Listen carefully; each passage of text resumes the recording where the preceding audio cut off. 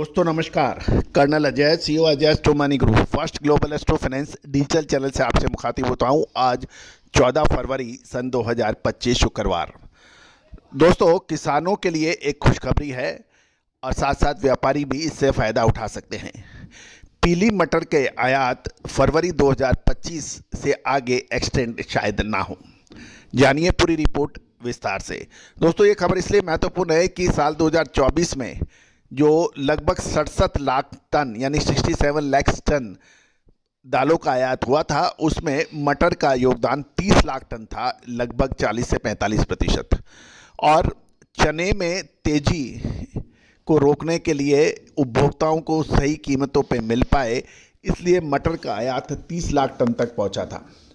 और अब फरवरी 2025 के बाद शुल्क मुक्त यानी ड्यूटी फ्री इंपोर्ट नहीं होगा, ऐसी खबर निकल के आ रही है। अंतिम निर्णय तो ग्रुप ऑफ मिनिस्टर्स की बैठक में होगा, लेकिन ये संकेत मिले हैं।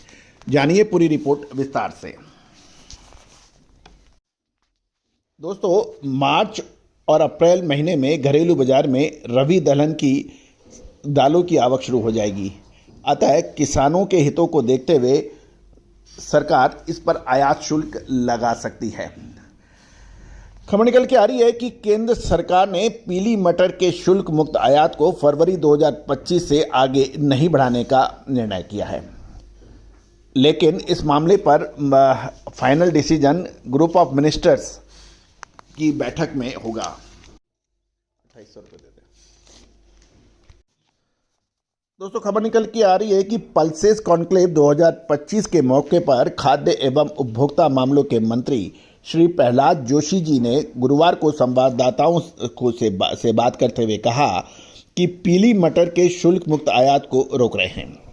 श्री जोशी ने खाद्य मंत्रालय ने अपनी टिप्पणी दे दी है और पीली मटर पर सीमा शुल्क लगाने का अंतिम निर्णय ग्रुप ऑफ मिनिस्टर्स द्वारा लिया जाएगा। गौरतलब है कि सरकार ने दिसंबर 2023 में पीली मटर के शुल्क मुक्त आयात की अनुमति प्रदान की थी और इसे 28 फरवरी 2025 तक 3 बार बढ़ाया था। वर्ष 2024 में भारत का दलहन का कुल आयात 67 लाख टन का हुआ था, 67 लाख टन, जिसमें पीली मटर की हिस्सेदारी लगभग 30 लाख टन थी। गौरतलब है कि ये निर्णय किसानों को उनकी उपज का सही दाम मिलाने में मदद करेगी। साथ साथ दूसरे दालों पे शुल्क मुक्त आयात पर भी प्रतिबंध लगे, ऐसा आगे एक विचारणीय विषय बन सकता है। गौरतलब है कि पिछले साल यानी साल 2024 में दलहन के उत्पादन में कमी आई थी और कीमतें आकाश छू रही थी, जिसके कारण आयात करना पड़ा था। लेकिन अब पीली मटर के आयात पर संभावित प्रतिबंधों के साथ ही अधिक घरेलू उत्पादन के कारण चालू वर्ष में अनुमानित 5.5 मिलियन टन से 2025-26 वित्त वर्ष में कुल दाल का आयात घट सकता है। उद्योग यानी दलहन उद्योग को उम्मीद है कि सरकार पीली मटर पर 15 से 20% आयात शुल्क लगाए। ऐसी दलहन उद्योग यानी पल्सेज इंडस्ट्री की डिमांड भी है। गौरतलब है कि मार्च और अप्रैल महीने में घरेलू बाजार में रबी दलहन की अराइवल शुरू होगी। अतः सरकार द्वारा सही समय पर यदि प्रतिबंध हटा दिया जाता है तो किसानों को उनका उपज का उचित मूल्य मिल सकता है। जहाँ तक बुआई की बात करें तो कृषि मंत्रालय की जो आंकड़े हैं उसके मुताबिक रबी सीजन में मटर की बुआई 7.94 लाख हेक्टेयर में हुई है, जबकि पिछले साल समान अवधि में इसकी बुआई 7.90 लाख हेक्टेयर में हुई थी। तो लगभग 0.04 लाख हेक्टेयर में अधिक हुई है। तो दोस्तों, ये था अपडेट, एक महत्वपूर्ण सभी दाल के व्यापारी एवं किसान बंधुओं के लिए। उम्मीद है कि ये जानकारी आपके लिए फ़ायदेमंद रहेगी।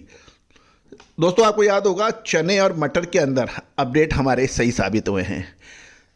तुअर, उड़द, मूंग, मसूर, काबुली चने पर भी हमारे अपडेट काफ़ी हद तक सही साबित होते देखे गए हैं। यदि आप पल्सेस के स्पॉट के व्यापारी हैं, मिलर्स हैं, दाल मिल चलाते हैं, स्टॉक करते हैं, तो हमारी अग्रिम रिसर्च रिपोर्ट आपके लिए फ़ायदेमंद साबित होती है।